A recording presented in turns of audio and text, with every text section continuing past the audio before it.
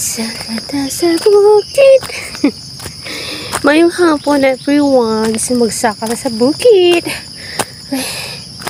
It's very hangix. Ha? Okay. Hani pa. Saka-saka na sa bukid. So naka-shorten yung kamayags. Ay, anak. It's very hangak. So, kami rin tao na rin tapita. Pagaray.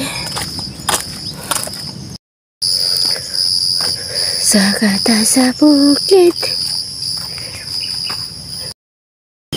Ato ta sa bukid. Magduyan-duyan ta sa bukid. So yun guys, nagduyan-duyan si ako.